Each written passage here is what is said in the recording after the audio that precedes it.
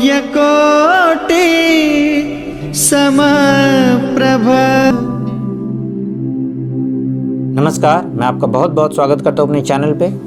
तो इस वीडियो में मैं श्रावण महामास, जो एक ऐसा पवित्र मास है हमारे सनातन धर्म में, जिस मास में हर एक दिन का विशेष महत्व है। चाहे वो सोमवार हो, सोमवार का महाव्रत है, शिवरात्रि हो या मंगला गौरी का व्रत हो, या फिर आप बृहस्पतिवार का व्रत कर रहे हो, या फिर दोनों एकादशियों का विशेष महत्व है। साथ ही साथ हरियाली अमावस्या, हरियाली तीज, हर एक दिन का विशेष महत्व है। तो इस वीडियो में मैं जो बात करने जा रहा हूं वो है एकादशी, अर्थात श्रावण मास के कृष्ण पक्ष के में पड़ने वाली एक एकादशी, जिसे हम लोग कामिका एकादशी कहते हैं। इस एकादशी का महत्व विशेष रूप से अलग इसलिए है क्योंकि सबसे पहली बात, ये श्रावण मास के कृष्ण पक्ष में पड़ती है। दूसरी बात, हर एकादशी का अपना महामहत्व है, मैंने पहले भी दूसरी वीडियो में बताया है। और उनमें से सबसे जो बड़ी एकादशी हम लोग सनातन धर्म में मानी जाती है, जिसे भीमा एकादशी या निर्जला एकादशी कहते हैं, जो कि मैंने आपको बताया था कि वो 21 जून को है।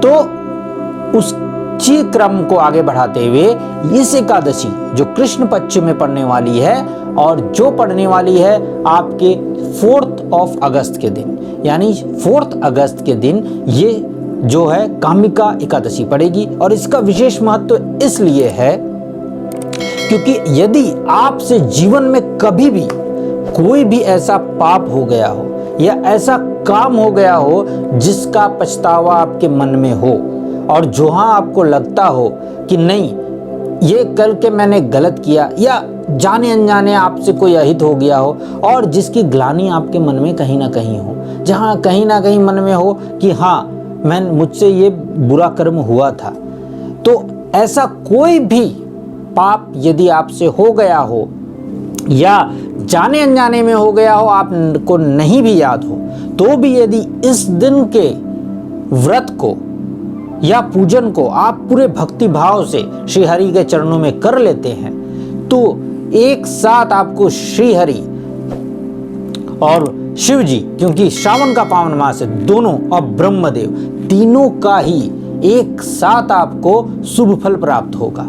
और यही त्रिदेव है, क्योंकि श्री हरि के ही नाभि कमलों में ब्रह्मा जी का निवास है, और श्रावण मास होने का कारण पूरा का पूरा मास ही शिवरात्रि का है और शिव जी का है।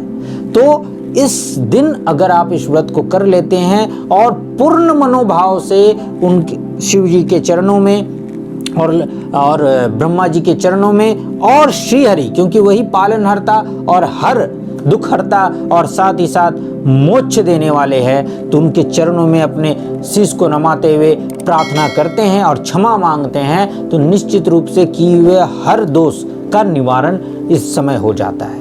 हालांकि ये भी आपको वचन देना पड़ता है कि आगे से जानबूझ के आप ऐसा कुछ ना करें। ऐसा नहीं कि क्षमा मांग ली और फिर से वैसा कुछ करने लगे। तो इन बातों के लिए ये दिन बहुत महत्वपूर्ण है। इसलिए मैं अपने सारे क्लाइंट से कहता हूं कि ये व्रत या पूजन आप यथाशक्ति यथासंभव खुद कर सकें। आप पुस्तक बाहर से ले आएं एकादशी का, उसमें व्रत कथा होती है, उसे पढ़ें, यथाशक्ति यथासंभव पूजन करें और दिन भर श्री हरि का ही गुणगान करते रहें और अपना व्रत पूर्ण संपन्न करें।